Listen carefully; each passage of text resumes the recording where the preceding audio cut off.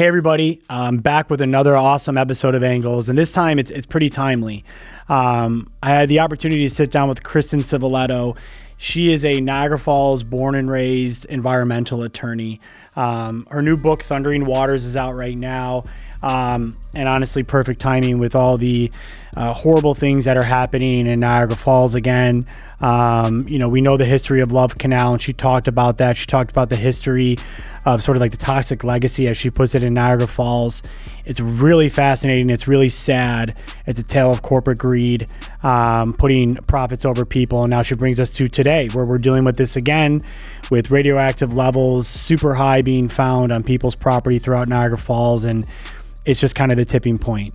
We're back in it again. It's super sad, but it was a really fascinating conversation. We'll probably end up having her back. But check out the episode. I think you're going to find it very interesting, especially if you're from Western New York. As always, this episode's brought to you by my law firm, Richmond Vona. We can't have these conversations or have all these great people that put this together without the firm. So thank you. And if you enjoy these conversations, please like, subscribe, follow us on social media. You know what to do. It's really helpful. It helps us keep these people coming in to have these great conversations. So enjoy. Christen, thanks for being here. Well, good morning, and thank you for having me. Yeah, good morning. I should have started there. I mean, we kind of jumped right into it when you walked in. I mean, we have a lot in common. We're both attorneys. We both, represent people who've been wronged by big corporations. And of course, we're sitting here today in early August because we reached out, one, because of your new book, but also because of all the horrible things that have, for lack of a better term, again, surfaced in Niagara Falls. And I know you walked in and we were talking, you said, hey, there's kind of like a breaking news story or something that we just found out. I figured instead of like kind of starting in the beginning, why don't we jump right into it and say, what is going on in Niagara Falls right now, August 2026? It seems like we're doing this all over again. Absolutely. I think we are dealing with Niagara's toxic legacy in real time. And we have a number of issues that are starting to surface, again, for lack of a better word, that are just alarming because they are things that the authorities did have notice of or should have been on notice of that are harming people. And, as you alluded to this week, we've got a very significant story developing with radioactivity at numerous homes throughout the town of Niagara. But there are other houses throughout Niagara County that are getting these letters saying that there's radioactivity on your yard and further investigation is needed. And you may be aware there was an aerial flyover study that was done.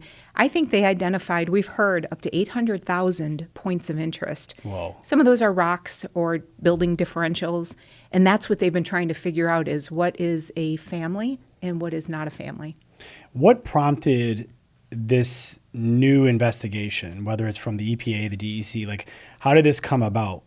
Because it seems like this has kind of been hiding in plain sight for a long time. Obviously, it's not like these materials were just placed there. They've been there for a long time. That's correct. There was an aerial flyover study in 1979 that revealed maybe 100 hotspots. It was limited. The equipment was more limited. Yeah. But another study was done in the mid-1980s that revealed some additional hotspots. But then in 2020, something very significant happened. A family in Lewiston, the Palmieri family, discovered through a very difficult set of circumstances that underneath their house was a lot of radioactive soil.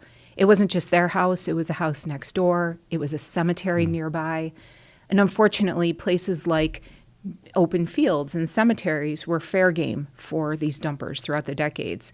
But they put some very significant stuff in there, including thorium.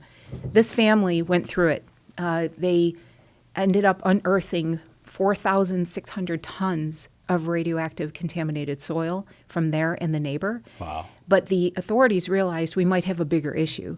They decided to do another flyover scan, and that's what happened in 2024.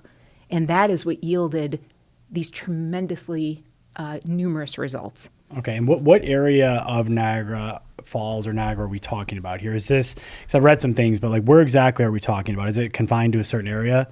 It looks like it might be throughout areas of Niagara County and even a portion of Erie County. Oh, geez. But the first families that have come forward are in the town of Niagara, right off Whitmer Road, next to the 190. Yeah.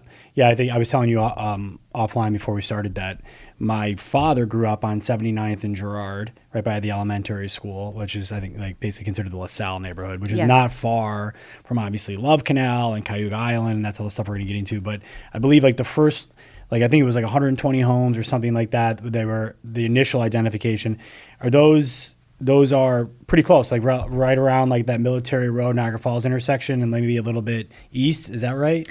Well, the DEC will not reveal exactly where those 120 homes are. We just know when people come forward. Okay. So we've got kind of a core group of families that have come forward saying we received these letters. And you may have seen it played out in the news. These letters came with a waiver of liability, which was a little shocking.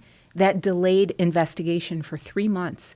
In fact, while that negotiation was going on, trying to get rid of the waiver, I went there with a documentarian, Steve Powell, and we started testing with his Geiger counter equipment. And thankfully, Steve has a background in environmental issues. He's an engineer. And so we were able to tell these families before the government did that there was indeed high radioactivity on their land. In fact, when I was hearing that beeping go off, Steve actually said to me, "Get off this spot. You need to move." That's how hot these properties are. That's terrifying. So wait, so these people are getting letters just out of the blue. Like, I can't even imagine. You walk to your mailbox. Yes. Like, what is this letter? Is it from the DEC, the EPA? Who's it from? It's from Governor Hochul. Oh, from Hochul? With no date. They arrived in March of 2026. Now, mind you, the aerial flyover study was done in 2024. Yeah. They then did a drive-by where they mounted equipment and they went up and down streets. That was done in 2025.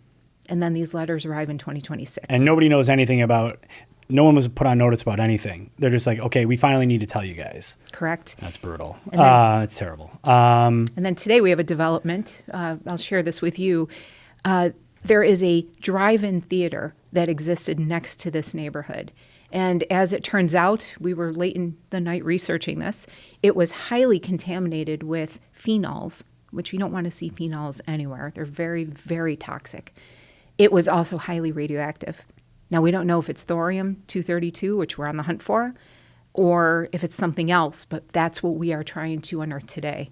It has now come back on the radar of DEC, but the Town of Niagara was actually marketing this property as a future brownfield, and it's available for development, but the developer has to clean it up. Yeah, but it's also, too, with these brownfields, they only have to go so deep below the soil. And these developers, I'll just say, tend to go only as deep as they're legally mandated, even if there's studies showing that you should go quite a bit deeper because it would cost more money. Absolutely. In fact, there's 6 to 12 feet of fill on this property. And who knows what's in that fill, but we do know a few things. We've got PCBs, radioactivity, and these phenols. So this was a drive-in movie theater. Do you remember what it was called? Yes. I think this was the Starlight. Don't quote me, but I know it's the Whitmer Drive-In. That's okay, what I've it heard went. Of this. Okay. And I went there as a kid. You probably did. My dad. As well. I don't know. I can't remember. I was trying to remember if I had, but I know my dad has talked about it. Absolutely. Yeah. In fact, John, we're probably going to talk about this, but literally everywhere we played in Niagara Falls, went to school or worked, I'm finding that contamination was adjacent or on that property. It's astonishing. So, okay. And yeah, we're definitely going to get into that. All right. So these people get these letters. They've been testing for a while without them knowing. Now, all of a sudden, they're freaking out, as I would, being like, oh my gosh, I live here with my family. You're telling me there's radioactivity or radioactive material here. I saw a big town hall that they held, and it got really heated, understandably. But, where do they go? I mean, what is, like, where do they go from here? What is the plan of attack? Especially because we can get into things like, causation when it comes to like certain forms of disease or cancer, but like for just the people living there, what do they do? I mean, I feel like they're in limbo. Yeah, I can tell you this. They have woken up, and I think the citizens of Niagara Falls, all of a sudden there's a momentum that was not there previously, maybe not even since Love Canal. Yeah. And in my view, we only go louder from here. Yeah. And that's where these residents are going. They are educating themselves. They are extremely smart. We've got a group, particularly the women who are leading this effort. They are protective of their families, of their health, and they are ready. They're not stopping until they get answers and relocation and some kind of restoration to this area. They are thinking broader. So when you were talking about the letters that went out with the waiver, can you talk about the letter from Hochul and the waiver, what the waiver tried to get these people to relinquish. Can you talk about that? Absolutely. Well, it was labeled a property owner access form, and ostensibly it was for the purpose of, we want to come on your property and do further investigation. However, there was a paragraph that was included that said that you also waive any rights that you have now or in the future with respect to the state of New York, EPA, DEC, and any of its representatives with regard to this investigation. Now, we don't know if the investigation is 79, 85, 2023, 24, 25 with the drive-by, who knows? But waiving future and past rights was beyond oppressive and inappropriate because they tied one big thing to it, and that is future investigation. So they were told, we will not unless you sign. Sounds like a Biden pardon. Not trying to get too into that, but we've seen some stuff in the news about that lately. Alarming. That's crazy. Alarming. And that's really sad, too, that comes from Hochul and the state. You're just going to take advantage of people. They're not going to understand what they're reading. I mean, I'm sure there's people that signed it. We had one woman, her name is Lexie Hawk. She felt she had no choice but to sign. She had a 3-year-old, and she needed to know what was on her property. We had already told her there's a problem. We had already gone to her property, but she needed the government to do much more of an investigative type approach. And what was interesting to me is they told these families that this was their standard form and it could not be changed. Well, meanwhile, I have another family dealing with DEC, and they got a standard form, and there was no waiver in it. So I don't know what was going on here. It was pretty alarming to see as an attorney. Yeah. And let me tell you, we fought pretty hard. They removed it. Wow.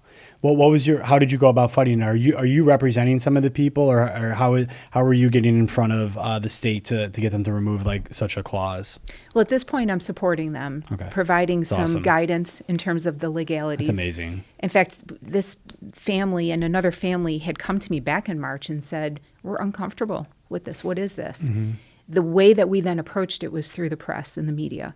So instead of going a legal route, because that takes time and money and often yields not a good result, we decided that we're dealing with this head on. This is an emergency.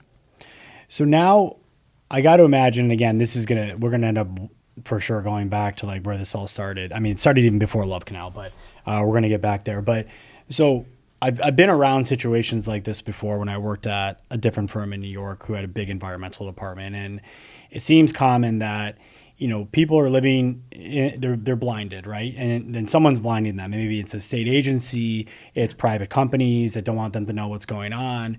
And all of a sudden they figure it out somehow, right? And then people band together within a neighborhood, maybe people who didn't get along before or just didn't know each other. And all of a sudden people get really close.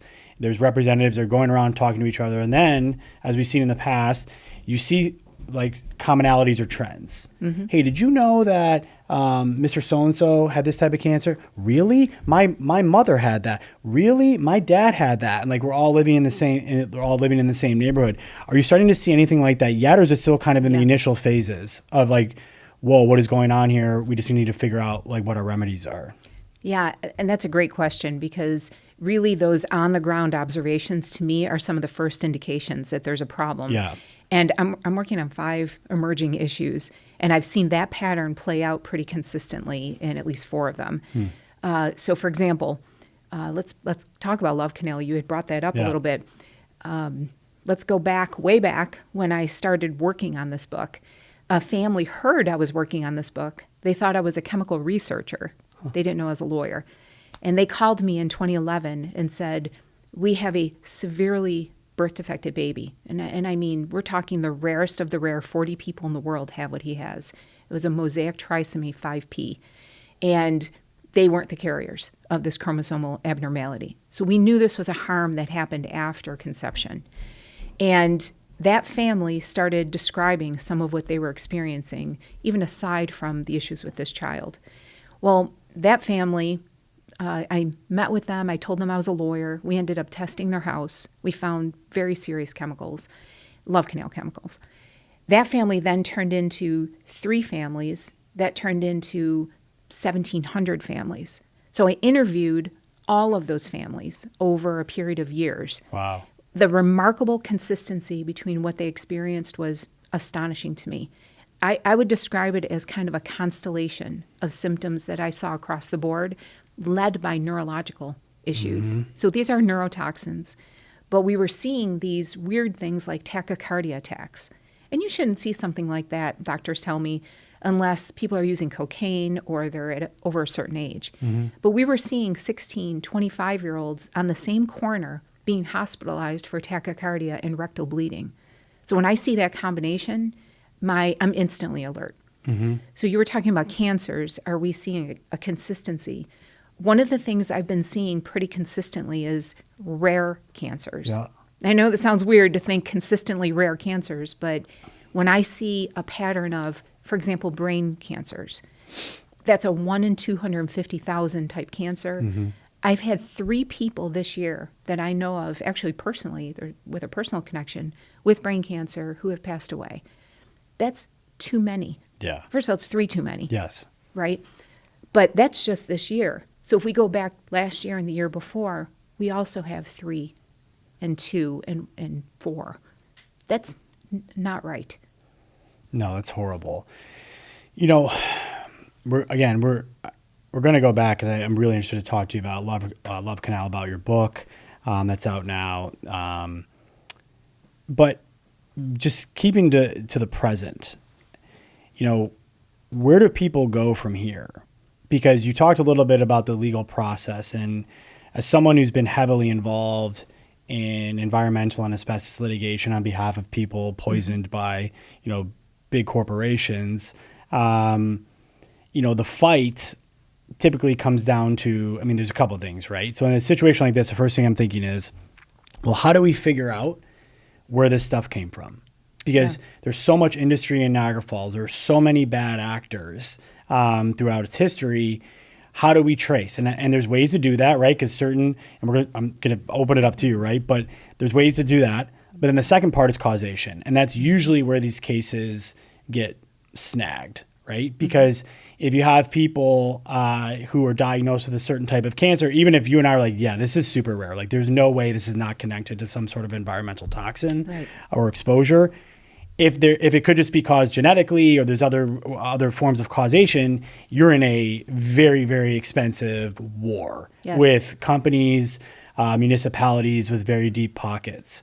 So I guess just going back, like how do these people go about, how do you proving where this stuff came from and who's responsible? Yeah, that's a great question, and one that I have wrestled with for a long time. And you may know this, I'm representing the residents in North Tonawanda who have been exposed to the Niagara sanitation landfill, and we're 9 years into that litigation.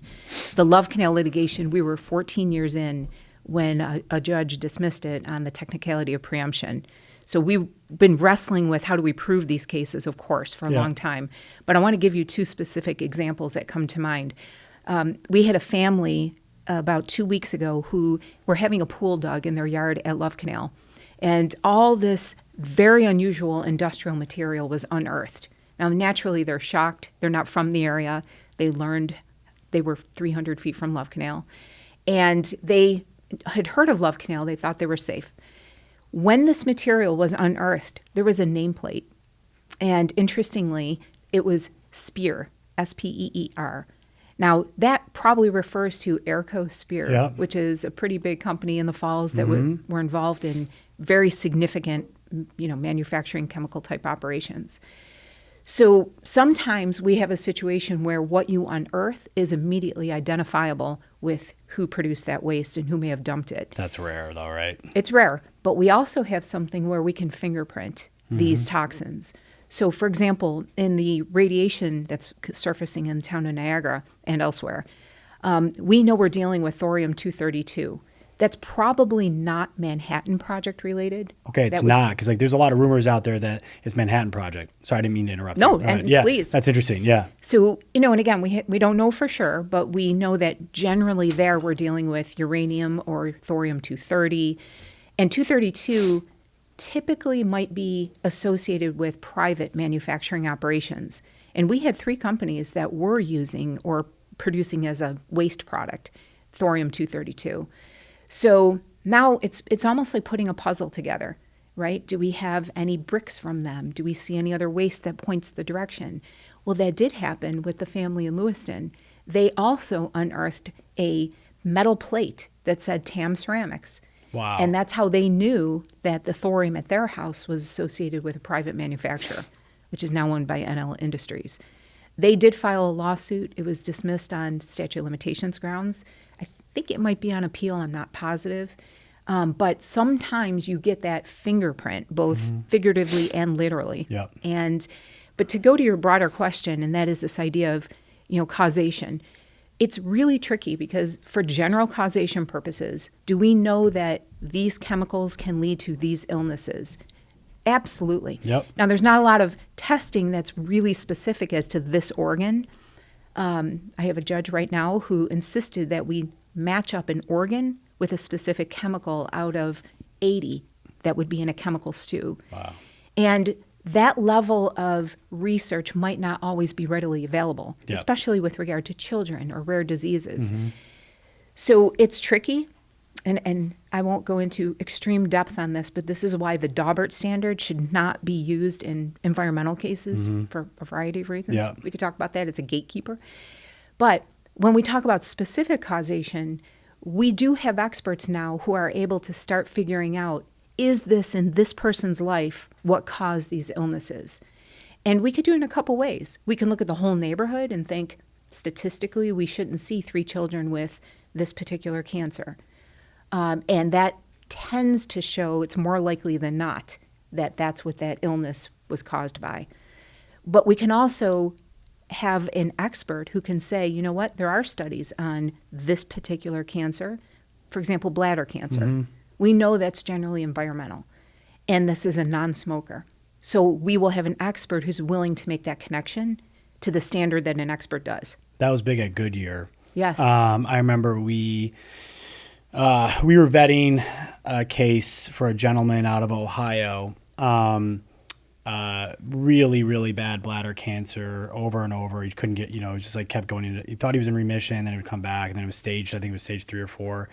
Really nice guy. He had worked at Goodyear for a long time, but he was an accountant. And it just so happened that the expert that we've worked with a lot in asbestos litigation, representing people from all over Western New York who are diagnosed with mesothelioma, he's a national renowned expert. And I spoke with another lawyer too, who litigated a lot of cases out of Goodyear on this subject. And they had basically mapped out the whole plant. And where it's crazy, it's almost like a puzzle where it's like, hey, if you were here, but not here, but here for this amount of time or here, and then that's how they could patch together whether or not the expert would give you causation. Because that's the thing that I think sometimes it's we weren't able to go forward with the case. It was so super sad because you're like, wow, man, this is what caused it. He wasn't a smoker. There's no other ways this could have been caused. But if the expert's not on board, there's nothing you can do. Yes. And it is incredibly frustrating because, like you, I've had to tell people there's no legal recourse for what you've experienced. And listen, I grew up under the plume of Goodyear as well. My first house was on Devlin Avenue. Oh, wow. And that was literally under these plume maps. No, exactly. Yeah. Right? Everyone in our house, we had a duplex. Virtually every person has had cancer, myself included. I was 31 years old, and I have pretty rare cancer for at that point. And my cousin, who is my age, she's been public about this, so I can say it, has an exceedingly rare cancer. It's her second in 3 years. We know that there's a problem. And so when I hear things like, we're going to match up which room and department you were in, it infuriates me. Yep. My dad was one of those. He worked at Carborundum.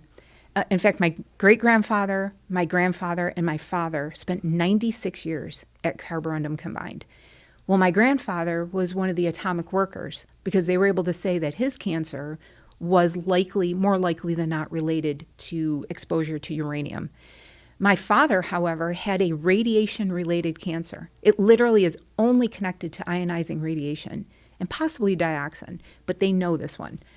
And it was a soft tissue spindle sarcoma, very rare. And the government did an assessment, the Department of Labor and, of course, all their experts, and they concluded that his percentage of a body burden was too low. And so they denied his claim under the Atomic Workers Act. Jeez. And I'm to this day, 17 years in, I'm going to keep on appealing that one because I want there to be some accountability for my dad. For sure. I mean, we've litigated tons of cases out of carborundum. That's the one thing about mesothelioma litigation, is it's a signature disease. Yes. So it's only caused by exposure to asbestos. The defendants don't even argue that it could be caused by something else. I mean, you still have to put all these cases together, but yeah, there's, that's what really opened my eyes, I think, to like the world of corporate greed. Starting to work at this firm in New York City, not even knowing what asbestos was.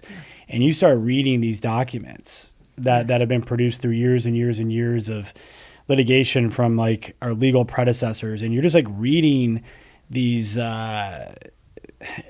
horrific, like they knew, like a lot of these companies just absolutely knew. They're dumping, horrible materials, whether it's into water or into the air or into, dumping on the land. And they're just kind of like, well, whatever, like we're not even going to be around when this takes effect. We're not going to worry about it. And I guess it kind of like leads me back to, I'd love to know, you're from Niagara Falls, what led you to become an environmental lawyer? Like, I mean, did you know it when you went to law school? Was it growing up in Niagara Falls? Just curious how you got started with everything. Yeah, that's a great question because weirdly, my 8th grade journal says I want to be an environmental lawyer. And really? Live in Tennessee and... You went to Vanderbilt, And I went to you? Vanderbilt, yes, and Georgia. And I ended up practicing in Georgia. Wow. So weirdly, that must have been predestined on some level. But that's not the kind of lawyer I started out being. I was an intellectual property litigator in Atlanta. Oh, interesting. And I swore I was going to not practice again once I came back to the area. What happened is, when I was practicing in Atlanta, I came back for my 10-year high school reunion. I was a little shocked at how many people were very ill. I'd grown up with toxic talk. I mean, that was normal when you grew up in Niagara Falls. So-and-so has cancer. Do you hear so-and-so has this? Then I was diagnosed, and then, I was a little shocked by that diagnosis. And I remember my friend Jennifer said, you seem to talk and know about a lot of people who have cancer back home, meaning Niagara Falls. And she goes, look around. You're at a humongous law firm.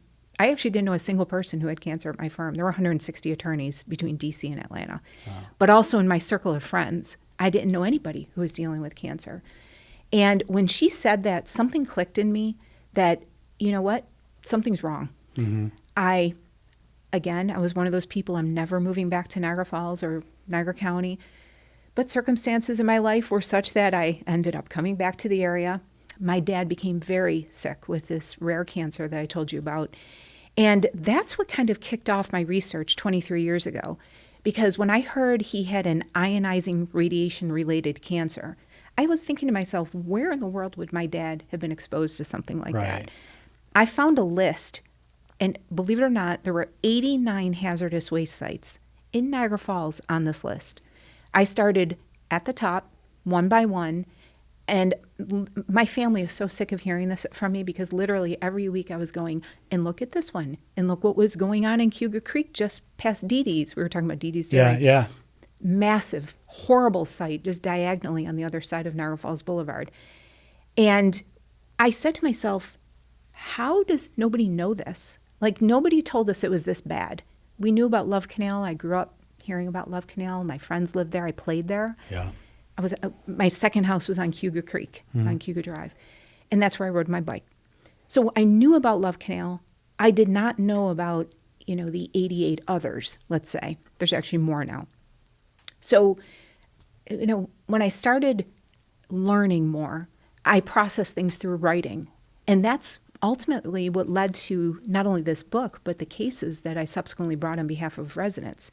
Because I had so much information in front of me that nobody seemed to be absorbing. Nobody had an understanding of it. So I was like, we're putting this book together. I want everybody to know what happened to us because the world needs to learn lessons from what happened here. Agreed. 100%.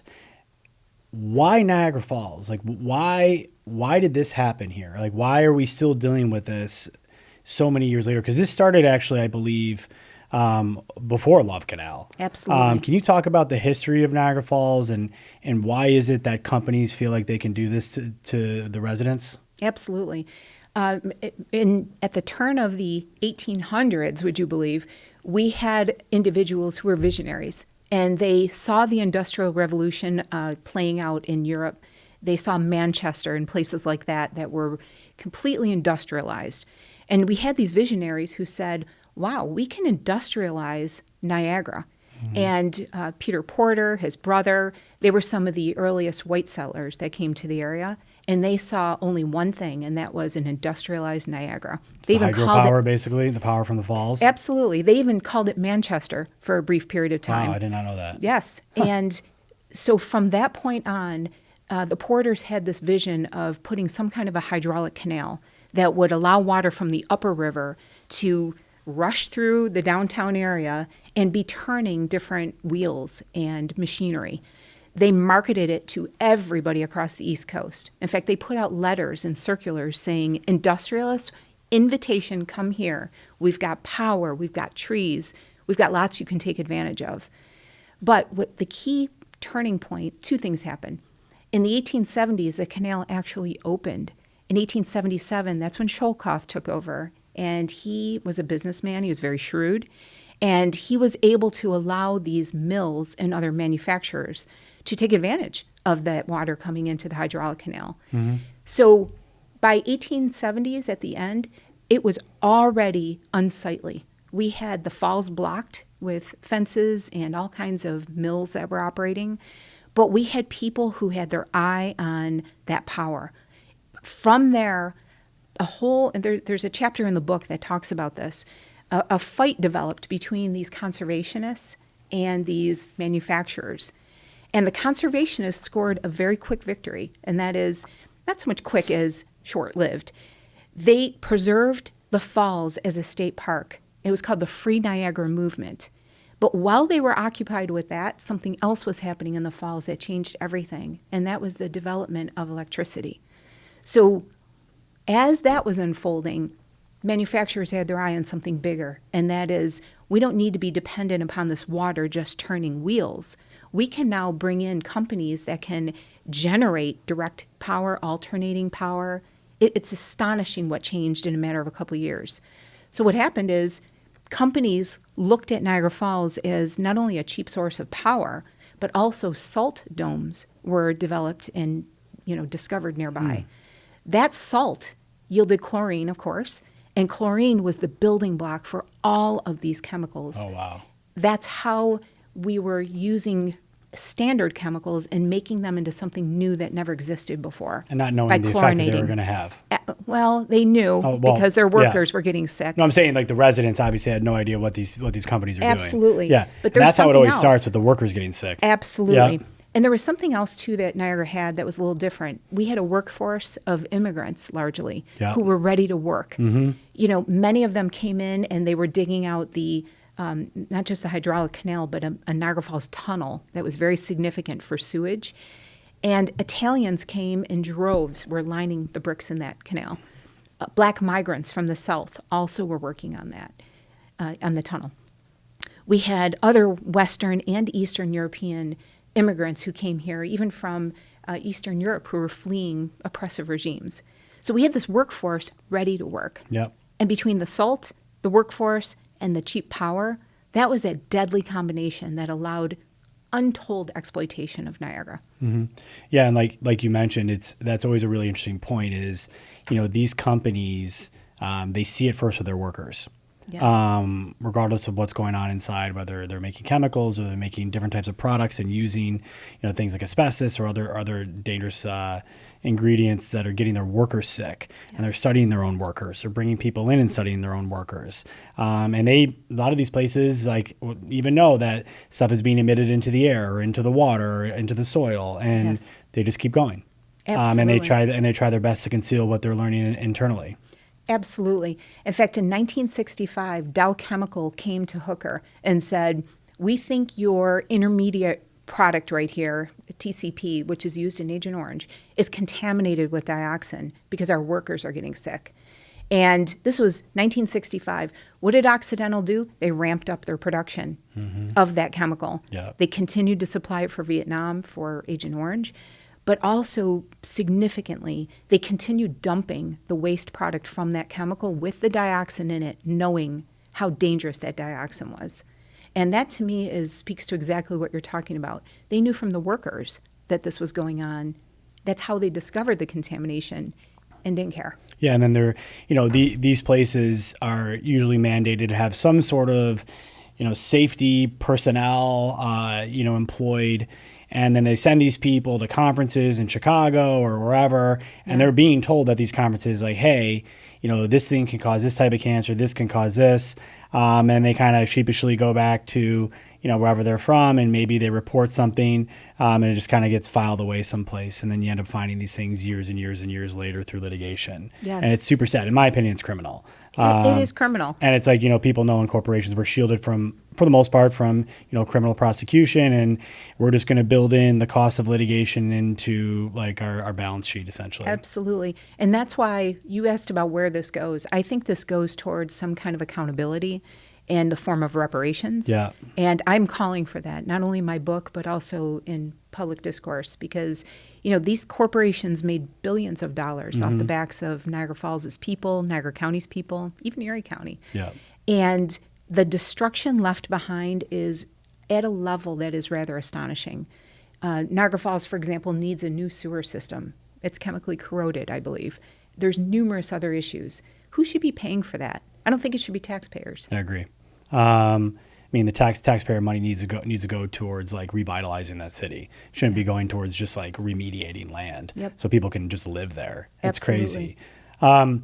So I have not had a chance to read your book, Thundering Waters, yet, because we kind of threw this together last minute because of what's going on, and I'm definitely going to read it, and then I'm going to have a lot more questions for you. So I apologize. But I got to imagine you talk about Love Canal in the book. So that's, obviously what I think even younger generations they have like some sort of vague understanding of what Love Canal is. So I guess my question to you is like, what really happened at Love Canal? Yeah, that's a great question. I'll kind of tell you from my family perspective a little bit. But back a little further in, the 1890s, we had another visionary come along to Niagara Falls. There were so many of them. These men came along and said, we can transform this into an industrial powerhouse, a utopia. So we had a man named William Love who came along and said, I would like to put some kind of a canal that goes from the upper river and then goes over the escarpment to generate significant hydropower. Now, he was a couple years too late because alternating current and Tesla, they were already on that, and that was the future. So he kind of missed it. He went broke trying to dig his canal. He started at two ends. Most people don't realize this. One end came in from what is now the 102nd Street dump, but comes in at the upper river, came in maybe a half mile. At the other end, though, it's at the escarpment, and he started digging there as well. Now, years go by, the canal fills with water. My grandfather swam in that canal. That was one of the places where kids recreated. And unfortunately, as these big chemical producers that came to Niagara Falls were getting bigger and generating more waste, they didn't know where to put the waste. So they started looking for empty pastures, the sewer system, empty canals. Anywhere they could dump, they did. And that's what happened at Love Canal. They saw this already dug out, abandoned canal, and they used it to put 21,800 tons of hazardous waste. Now, mind you, that's a very conservative estimate, and that's only based on the years they looked at. Yeah. I'm sure there's a lot more. And over time, of course, what happens? The city is growing. We need more land for schools, for neighborhoods. So over time, more and more houses sprung up around this canal. It was sold to the Board of Education. They put a school right on top. There was already an existing school during some of this dumping. That's 93rd Street School. I really can't fathom in my mind how children, and then diagonally we have trucks depositing very hazardous waste, huge amounts. It doesn't compute. But over time, more and more houses were built in the neighborhood. And by 1960s, people were starting to complain about smells and odors, black stuff coming into their basement. 1970s, something very significant happened. A family had an in-ground pool, and it popped out of the ground. Now notice we have history repeating itself. 2 weeks ago, we have a family who put an in-ground pool in. It was the same street. Mind-blowing. Wow. But this family, back in 1975-ish, they were stunned to see an array of rainbow chemicals were surrounding underneath the area of their pool. As it turns out, their property was draining the Love Canal dump site. And this family was heavily impacted, medically and otherwise. But that was one of the first stories in the news that really kicked this off. Michael Brown, who endorsed my book, he gave me a wonderful endorsement, he then started to do his own research and digging. He heard of Lois Gibbs. He started to interview her and run these stories. I think he was instrumental in highlighting that entire disaster that unfolded from there. And we know, of course, that it was Hooker Chemical, which became Occidental in 1968. They were dumping their waste in that canal. Now, the upper level of the canal, which nobody really knows about, another chemical company, a very bad one, Stuffer Chemical, they were dumping their waste up on the upper part. We have yet to contend with that one. So with an Occidental buys the liability from Hooker, what through that litigation, if you know, what did we learn about what was communicated, say, to the Board of Education when the land was sold, and who? And I presume if they were dumping there, maybe I'm wrong. Did Hooker own the land? Did they buy the land cheaply so they could dump there, and then they sold it to the Board of Education? Like, how did that work? And have we figured out what they told the Board of Education? Yes, we have. There's a lot of myth about this, a lot of urban myths. Yeah. So you'll hear people say, well, Hooker warned the Board of Education that all of this was contaminated land, all these poisons were there, only use it for a park, don't use it for houses. That's actually not true. If you look at the deed, there is a paragraph that addresses the fact that they are limiting their liability because they are disclosing that chemicals were present. What's ridiculous is they don't talk about the nature of the chemicals, their lethality. They don't talk about the fact that they knew dioxin was there and that it was, this is what I'm saying. There was no real disclosure. Yeah. So the myths that surround that usually come from former Hooker employees who were told, this is our story, For sure. and this is what you repeat. But you can look at the deed. In fact, I think I quote it in my book in a footnote. There's 100 pages of footnotes in this book for this reason. I don't want there to be these urban legends that allow these companies to escape liability. It's interesting you say that. So again, this is not about me, but just it's interesting. People back in the 50s, the 60s, even going back to the 40s, right? Like they wanted to, of course, believe that they could go to work, they could trust their employer, that they were making a good living, that, what they were working with was safe. Yes. Sometimes, I remember with my grandfather, like something very similar. And he just was like, there's no way that they would put us in harm's way. There's no way they would do that, John. And one day I was like, oh, you know what? I flew in from New York I had to handle a case here, and I always stop to see my grandparents at 79th Street, and I go over there, and I brought documents with me, internal documents that had been produced through litigation, and I started showing him, and he knew the names of the people and what they were talking about. And he just went silent.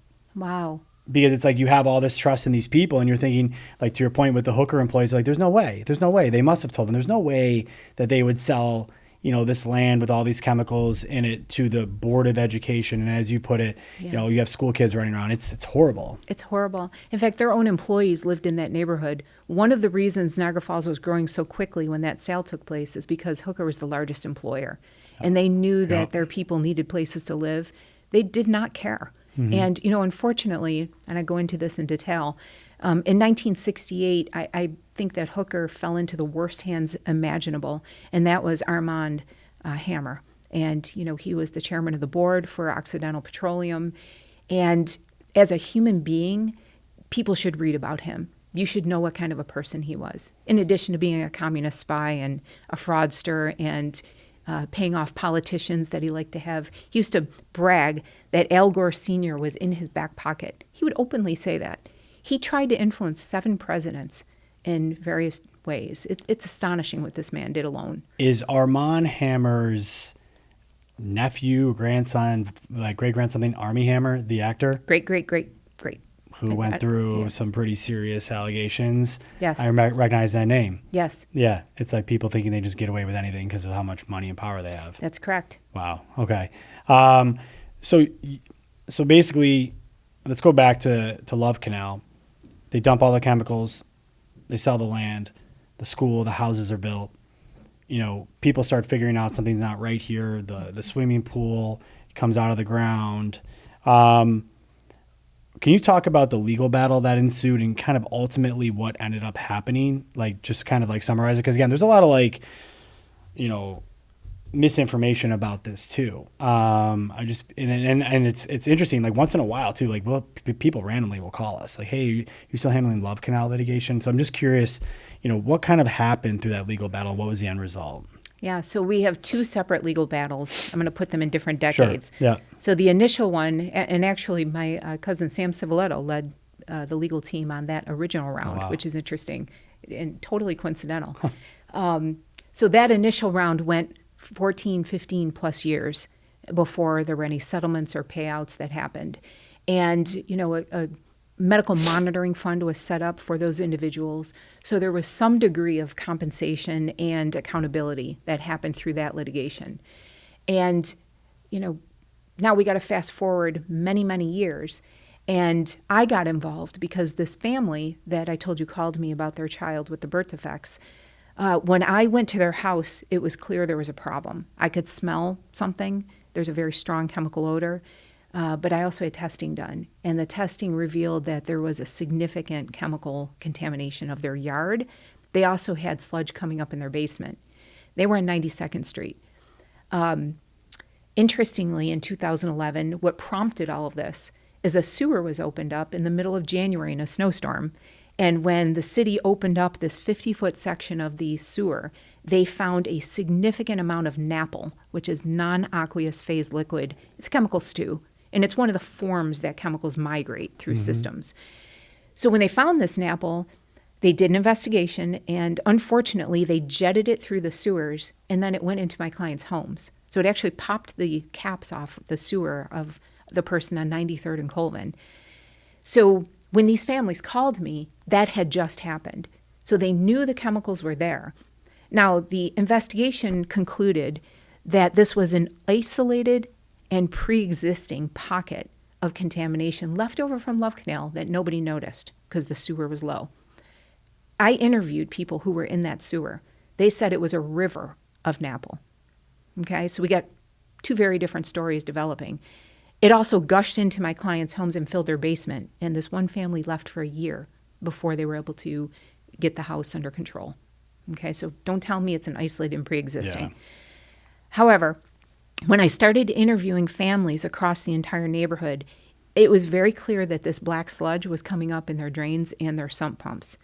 We did a lot of testing. When I say we, I brought on board two other big law firms.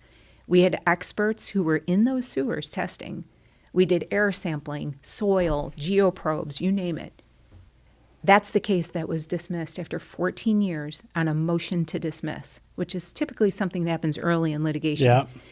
But because we had appeal after appeal and incredible things went on procedurally in that case, and then a judge dismissed it on largely preemption grounds. For those who don't understand, what's preemption?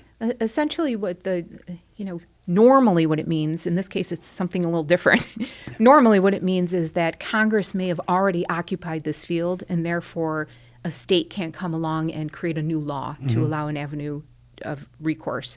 And that's one aspect of preemption. In this case, and I better not say too much. So in this case, the judge essentially concluded that because there was a federal remedy in place and DEC and EPA are saying everything's functioning according to the remedy, that there can be no common law claims. So for negligence, strict liability, trespass, we can't have any common law claims if we have a federal remedy that's functioning. Now, this is a new type argument that defendants, I believe, have been promulgating in litigation. Yep. And that's what the judge ruled. The tricky part here, of course, is that the only routine monitoring at Love Canal is groundwater wells. That's it. Well, groundwater wells don't capture napple. And so we had our case lined up and ready. We thought we were going to trial. And then it was dismissed on that technicality. Now, I will tell you this. A new family has come forward, and that's the one I referenced earlier. They had the pool dug. All these chemicals are showing up in their backyard. They also have this sludge in their sump pump and their drain. They are 300 feet from Love Canal. Wow. Neighbors, and don't forget, I still know what's going on in these other homes. So we're seeing this sludge. And now I think it's time for an accounting. We got to figure this out. For sure. And I think a question that people listening right now are going to ask, why is anybody still living by Love Canal? Well, they were assured repeatedly that this is the most tested area on the planet, the safest area on the planet. In fact, Mike Bazile, who is a spokesperson for the past 40 years for EPA, has made repeated assurances along those lines, even telling people, and I've seen him say it, that the Love Canal liner is impermeable. Now let's talk about this liner for a second, right? These are chemicals that are barricaded in a mound with a liner on top. Part of it is clay, and part of it is what's called a high-density polyethylene liner. This liner is 40 mil thick. Now, not millimeters. Mil is a measure of plastic sheeting. So this is a little thicker than a credit card. It is warranted, according to Congress, who assessed that particular liner, for 20 years. We are in year 42. Yeah. We are in year 42. Yeah. And I will tell you this, something I reveal in the book, and I have just started speaking publicly about this. It's my suspicion that we have parts of the liner turning up in sewers and in residents' homes. I have seen it with my eyes. We've tested some things, and it looks like the high-density polyethylene liner. Don't tell me at 42 years on that liner is still intact. In fact, they had a liner failure in 1993 that no one talks about. That's horrible. Yeah, so people go back and, hey, it's hard enough to find affordable housing, and they're taking over old homes or building new homes, and yes, because they're relying on the government. They relied on the government, and they were sold at 10% below market value. Yeah. So it made it very attractive for young families. There's a lot of immigrant families that moved in. And there's people who are a new generation who don't know of Lois Gibbs or Michael Brown or the whole Love Canal saga. In fact, the family I talked about with the child with the birth defects, he was a federal employee who came from Boston to go work at the Air Force, for the Air Force at the base. And his wife, also former military. Neither of them had ever heard of Love Canal. And when they first found out that they were, 1,000 feet away, not even, they thought it was a place where teenagers went and hung out. They didn't know it was the site of one of the largest environmental disasters in our nation's history. Mm-hmm. Yeah, it's I'm almost speechless to some of this stuff. It's so bad. It's kind of hard to comprehend.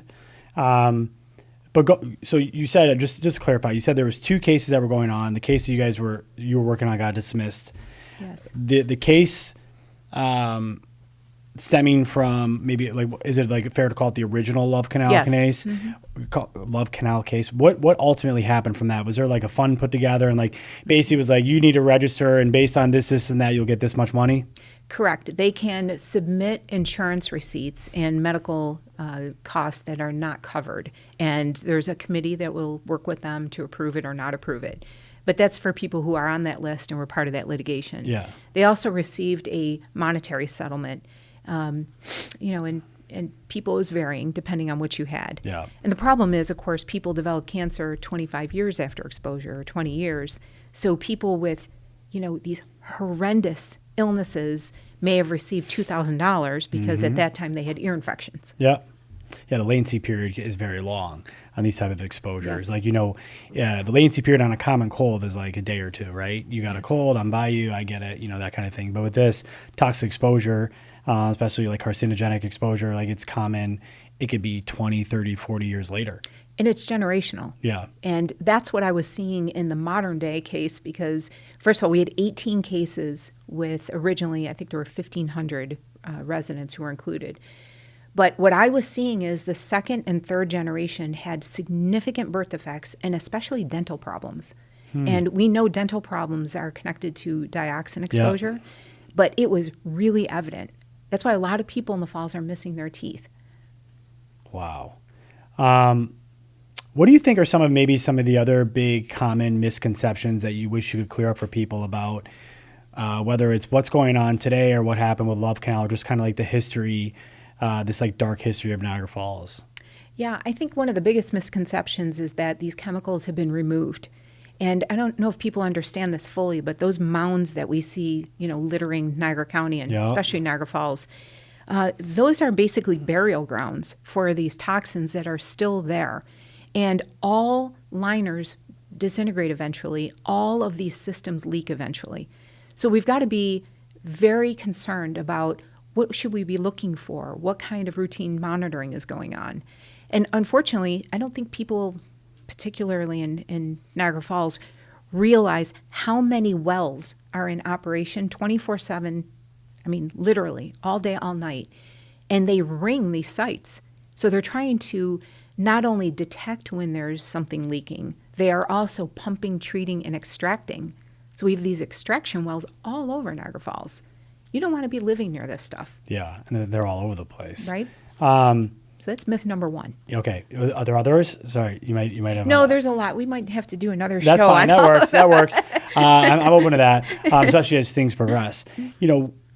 I guess this begs a question, not to put you on the spot, because I'm sure you've thought about this a million times, and there's probably not a great answer. But where do you put all this stuff then? Because I read something recently. I don't have it pinned down exactly, but it's like we were trying to ship something someplace else, I think someplace in Michigan, and they were like, whoa, we don't want this here. What do we do with all this stuff? Yeah, that's happened several times. Even Canada is turning away some of our, our waste. Keep that out of here. Yeah. But this is where, to me, technology is so exciting, because now we have bioremediation approaches that we're starting to use where it'll render these chemicals inert. And, that's obviously a dream on some level, but there are experimental programs underway. There's actually one that was used at a carborundum site in Sanborn, and that's what they did. They had a pond, and they tried kind of this bacterial bioremediation approach. I'm not sure how successful it was. They did stop it at some point. But I do believe that we need to invest the research and the money into figuring out how to deal with our waste, because hazardous waste is a problem all over the globe. Mm-hmm. And most Americans don't realize they live within a very short distance to a near hazardous waste site.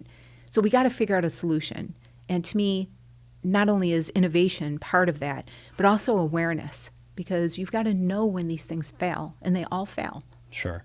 So bringing us back to present day, for those people listening, and maybe you live in Niagara Falls, or you have friends and family there, or you hear about this on social media, whatever it is, and I'm like, what do people do now? I got to imagine there's a lot of people are very scared right now living in Niagara Falls and angry, as they should be. Where do we go from here? Whether you're somebody who's gotten a letter or you're not, what's the game plan for these people? What do they do? Well, I think it's a step-by-step approach. I don't want people to be in a panic, but I do want them to be motivated to learn more, to start asking questions.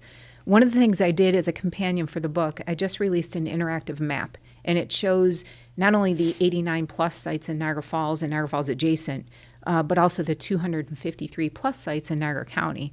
You should know what's near you. You should know, how contained the site is. Some of these have never been addressed and are awaiting remediation.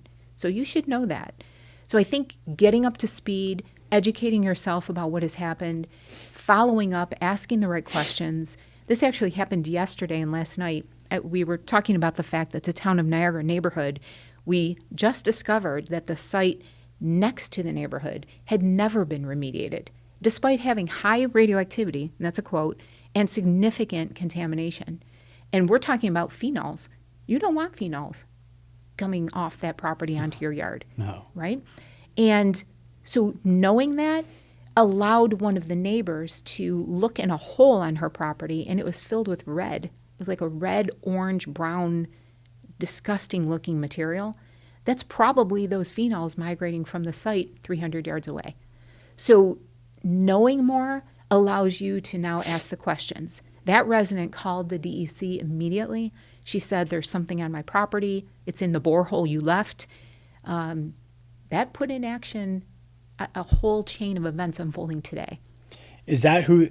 So if you're a resident and what should people be looking out for? How do they be vigilant themselves without the proper testing tools or methods?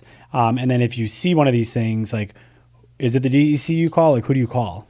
I think the first thing residents should be looking for is sludge in their drains in their basements.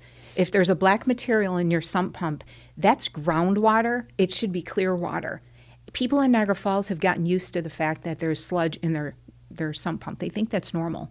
That is not normal. Yeah. You can use a black light, and hydrocarbons will fluoresce under a black light. So that's one of the quick and dirty ways to see maybe potentially is there a concern. Mm-hmm. And you'll know it when you see it. I've seen hundreds of these. It looks like, the normal color of a black light, maybe purple or black or whatever, and then all of a sudden it looks like an explosion of something. Wow. So you'll know. But also pay attention to your health. When everyone in the house is having high anxiety, and I'm talking next level anxiety, and rectal bleeding, GI problems, rare cancers, of course, but I'm talking about some of the more immediate things. You want to start paying attention, asking good questions of the Department of Health, of your doctors. Ask your doctors to call and make some of those comments to the Department of Health of doing further research. For example, when people are talking to their neighbors, I hear this a lot. They have something super significant and rare. Well, the neighbor's having the exact same issue. But people aren't talking about it. You got to talk about it. And I know it's hard and you don't want to have alarm, but putting this together is like a puzzle. And I've had a bird's eye view for a period of time, but I've seen a remarkable consistency. Are there medical facilities, doctors, hospitals that you've come across you think are like better equipped to treat people experiencing these types of symptoms from Niagara Falls, or should they just kind of start with their PCP and go from there? That's unfortunately one thing that I've been a little disappointed in. For example, one of the main pediatricians who treats children in the LaSalle area worked 1 day a week for Occidental, up until his retirement very recently in the past couple of years. So I don't see what I'd like to see. I would like to see physicians more engaged in reading the results that clients are bringing to them. So residents, for example, are bringing their test results to their doctors, and the doctors are saying, I'm not a scientist. Well, take advantage of state health. They're the scientists. Tell them to read this and interpret this for you and what it means for your patient's health. Have you run any of these results, or has anybody let you run these results through like ChatGPT, Claude, any sort of AI tool to see what it says? The residents do that all the time. I got to imagine. All the time. Yeah. And it says, do not live in this house. Yeah. We had one turn up yesterday with radon, and it was, twice the acceptable limits, and ChatGPT said to the resident, you should report that immediately. Jeez. So for people living in Niagara Falls who, we've seen town halls, we've seen public gatherings, like how do they keep track and figure out like when these things are happening so they can show up?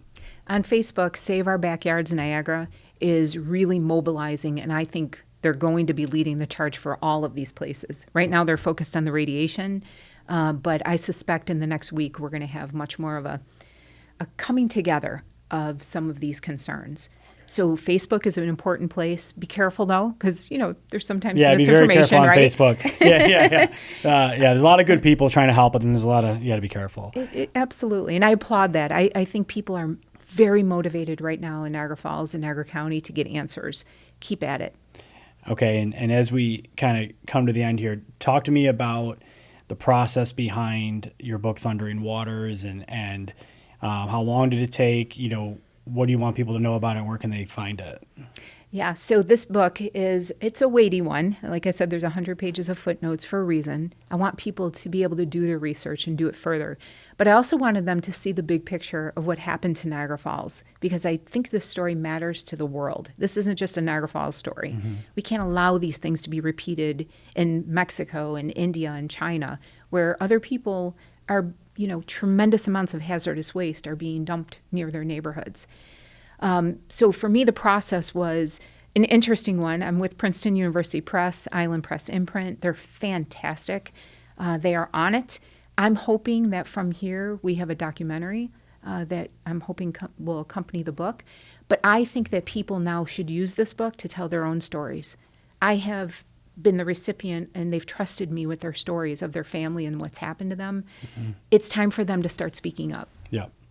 That's awesome. And people can buy, I'm sure obviously they can buy this online. Can you walk into Barnes and Nobles and buy it? Yeah, absolutely. Oh, awesome. Talking Leaves has it. They even have some signed copies. They're amazing. Cool. So absolutely. And then I'm going to give you the links for the interactive website and map.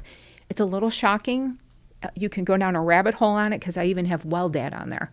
I want people to have all the information that they need to start assessing what's happening. Okay, and we'll share them like in the comments or the Bible. We'll make sure that they're out there. If people are interested in talking to you as an attorney because they have concerns, what's the best way for them to contact you? Yeah, my number is on my website as well, but it's 716-713-2431. You can find me at either ChristenCiviletto.com for law things or ChristenCivilettoAuthor.com. And by the way, that interactive map and a database are on my website. And, people can kind of look up and see what's going on. Awesome. Well, I appreciate your time today. I mean, we're definitely gonna I'm thinking have you back as this progresses a little bit and we learn more. But thank you for everything that you're doing for the region. We're lucky to have you in our corner. I mean, I know people need a voice, right? And you're not going to say it, but I'll say this. I mean, these cases are very long. They're very expensive. There's a ton of risk for lawyers like you who are involved, yes. And you wouldn't be doing it unless you really, really, really cared because they're really tough battles against the biggest law firms, corporations in the world who have like endlessly deep pockets. So I commend you for doing it. It's really good work and people need more people like you representing them. And right back at you, John, because that's exactly where you've been for all these years as well. And so I applaud the work that you have done. It is incredibly onerous. It is, even on your family. Yeah. And I know you know that. Yep. Thank you so much. Appreciate it. Thank you.